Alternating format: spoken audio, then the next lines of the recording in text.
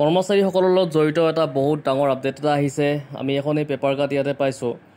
তেওঁলোকৰ দৰমহা বৃদ্ধিক লৈ পেলাই এই খবৰটো আহিছে। যিহেতু অষ্টম বেতন আয়োগ আপোনালোকে গম পায়, এই অষ্টম বেতন আয়োগ গঠন হোৱাৰ পিছত তেওঁলোকৰ যিহেতু দৰমহা বাঢ়িব, এতিয়া কিমানখিনি টকা দৰমহা বাঢ়িব সেইখিনি এটা ইয়াতে পেপাৰ কাট এখন ওলাই আহিছে।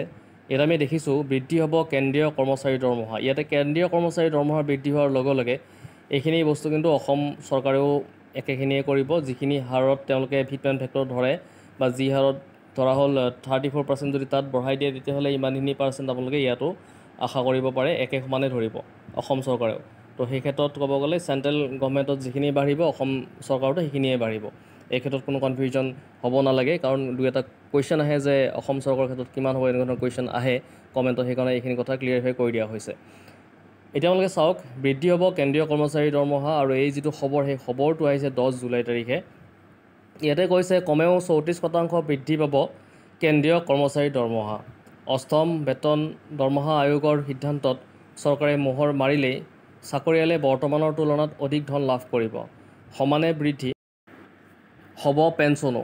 দেশৰ কেন্দ্ৰীয় কৰ্মচাৰী আৰু পেঞ্চনাৰসহ মুঠ 11 নিযুত অহা বছৰৰ জানুৱাৰীৰ পৰাই সৰহীয়া মাত্ৰাত ধন লাভ কৰাৰ সম্ভাৱনা আছে।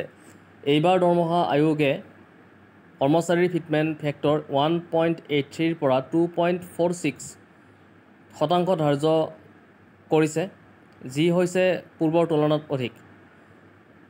অৰ্থাৎ প্ৰাথমিক বেতন বৃদ্ধি কৰিবলৈ গ্ৰহণ কৰিছে উদ্যোগ।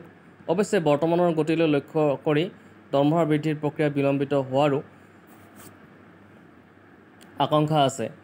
সমৰ্থিত সূত্ৰই প্ৰকাশ কৰা মতে, কেন্দ্ৰীয় চৰকাৰে দৰমহা আয়োগৰ কেইবাটাও সিদ্ধান্তত বৰ্তমান পৰ্যন্ত অনুমোদন দিয়া নাই।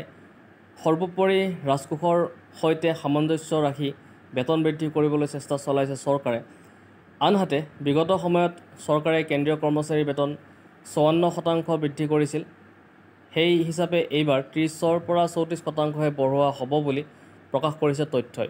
তো ইয়াতে আপোনালোকে দেখিছে তথ্যৰ পৰা এই পেপাৰ কাটখনত এনেকৈ কৈছে যে ইয়াতে কিন্তু এতিয়ালৈকে ফিটমেণ্ট ফেক্টৰ কিন্তু ধাৰ্য কৰা হোৱা নাই, কিন্তু ইয়াতে ধাৰ্য কৰিব বুলিহে কৈছে। ধৰক 1.83ৰ পৰা 2.46 ইমান ধৰণে হ'ব পাৰে বুলি, কিন্তু এতিয়ালৈকে কনফাৰ্ম হোৱা নাই যে ইমানখিনিয়ে ফিটমেণ্ট ফেক্টৰ ধৰিছে বুলি। গতিকে এই যিটো 1.83টো আমি যেতিয়া এটা ভিডিঅ'ত আমি এটা এনালাইচিছ কৰা হৈছিলে, আৰু সেই এনালাইচিছ কৰোঁতে আমি এনেকুৱা ধৰণৰ এটা ডাটা পাইছিলোঁ। যদি আপোনালোকে ভিডিঅ' চাই চেক কৰে, ফিটমেণ্ট ফেক্টৰ এটা ভিডিঅ' বনাইছিলোঁ কেইদিনমানৰ আগত, যদি আপোনালোকে এনালাইচিছখিনি চাই তেতিয়াহ'লে দেখা পাব আমি 1.83 এটাই পাইছিলোঁ। তো ক'ব গ'লে 1.83ৰ পৰা আৰম্ভ কৰি 2ৰ আশে-পাশে হ'ব পাৰে, কিন্তু 2ৰ ওপৰত হোৱাটো মানে কঠিন আছে অকণমান। 2ৰ আশে-পাশে হয়তো হ'ব পাৰে ফিটমেণ্ট ফেক্টৰ, কিন্তু এতিয়ালৈকে এই ফিটমেণ্ট ফেক্টৰটো হোৱা নাই যে কিমানখিনি হ'ব, ধাৰ্য হোৱা নাই।